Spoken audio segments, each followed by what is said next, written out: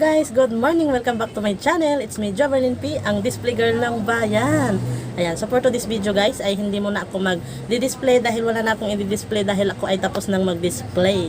Ayan, so ngayon guys, ang gagawin ko ay magre-repack ako ng asin na 1/4, tig 5 piso ang benta ko doon guys. Hindi kasi ako guys nagre-repack ng tig 1 kilo kasi ang hinahanap naman ng aking mga customer ay yung tig 5 piso.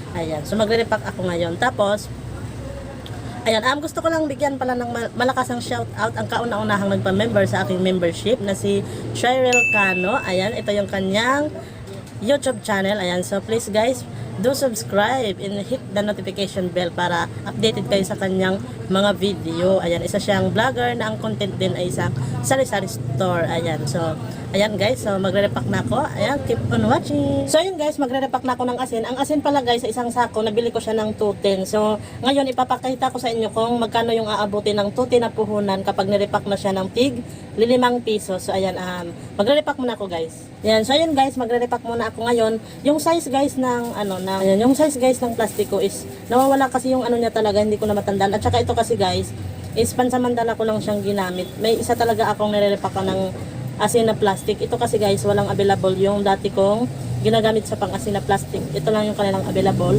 So ito na lang yung binili ko guys. Ayan. Ayan. Hindi ko talaga guys masabi kung anong size to kasi nagkuha na lang ako doon sa wholesaler ng plastic para lang may kapalit doon sa wala silang stock nung ginagamit kong plastic. So ayan, kutsara na lang gamitin ko guys kasi wala yung aking luwag.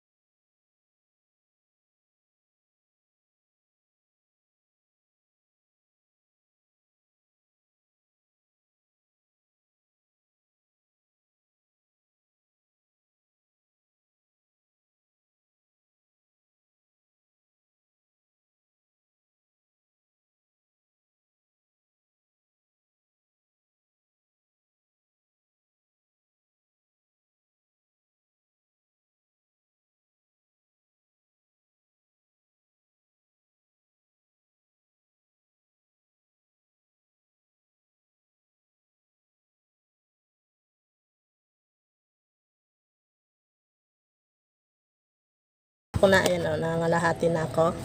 Ayan, so ititigil ko muna guys kasi time check tayo ngayon ay 11:30 na. So kakain muna ako guys, magbabalik lang ako maya maya. Ayan, so ito na yung aking mga na-repack guys. Ayan na, dito ko siya nilagay sa aking table. Ayan, so ayan, mamaya na ulit guys. A few moments later. Ayan guys, kanina nag-repack na ako, hindi ko na binidyo guys, pero natapos ko na yung aking ni-repack. Ito yung mga tig 5 piso. Ayan ito 1/4. So dahil guys, naubusan ako ng plastic na para sa 5 piso, inano ko muna yung plastic ng para sa mantika ko na 1/4. Makapal siya guys. Ang kaso kung 5 piso ko to, maliit lang, so sayang yung plastic na space. Kaya ang ginawa ko, 10 piso na lang to guys. Ito yung mga nagawa kong 10 piso. Ayan, bilangin natin. Ayan, ipapatalikod ko yung camera. Ito guys, yung ginawa ko sa 10 piso. Ayan, ilang piraso to? 1,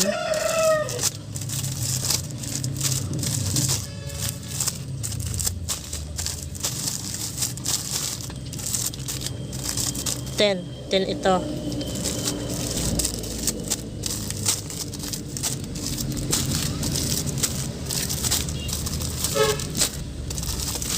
So 10 ulit.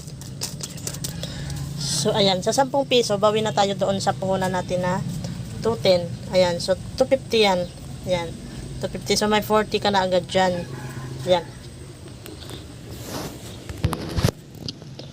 Tapos ito guys, yung mga tigli 5 piso, ayan. 1/4. Ito siya, di ba? Ang laki ng ano guys. Laki ng tinubo. Bawing-bawi ka na dyan, no? Sa 5. Sa tigpa 5, ayan, no? 1/4. Ayan guys, nalagay ko na yung asin dito sa aking lagayan. Ayan.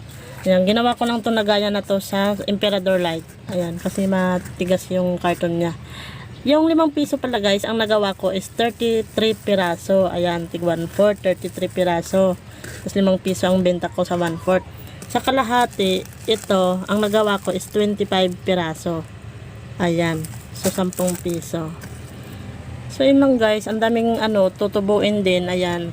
So, ito kasi guys, ginawa ko to kasi para hindi naman magkalaglagan yung asin dito. Yung dito is hindi naman, matibay naman sila. So, yung dito kasi ang inaano ko para hindi malaglag. So, ayun.